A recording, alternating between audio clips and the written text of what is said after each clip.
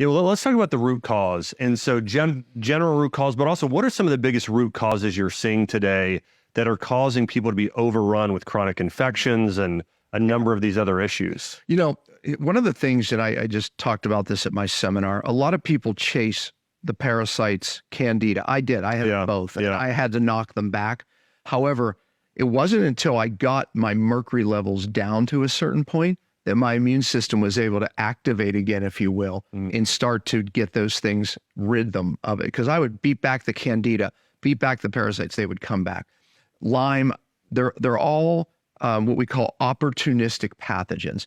I'm not saying we don't go after those things. However, there's something else upstream further, meaning up the river, that's keeping the immune system at bay. And a great analogy of that is this. I use the river as the analogy. You just bought a beautiful piece of property on a river, spent a lot of money, and you go down to the river and you're like, the fish, like, where are the fish? Or you even see some dead ones. The algae and all the good plants are like dying. You can see something's wrong. You spend a lot of money on repopulating the fish, restocking.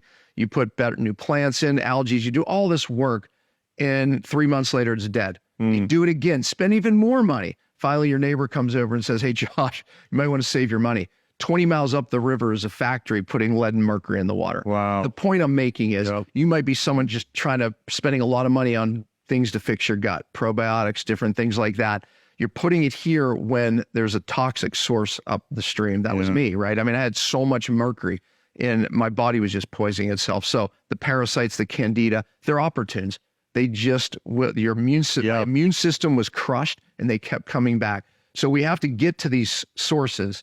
So yes, those are sources. But and I want to mention to your point, the number of people I know, which is like 80% of people, well, not to have Lyme, but the number of people that have either Lyme or Epstein-Barr or CMV or something, it's just a large amount of people. But a lot of the people that they don't have any symptoms because they're not overrun with some of these other issues. There's studies that show that with better testing, there's certain populations in the U.S. that 90% of the people have Lyme, but they're not all sick. Yeah. So that's the point, right? Many people have Epstein-Barr virus. Why aren't they all sick?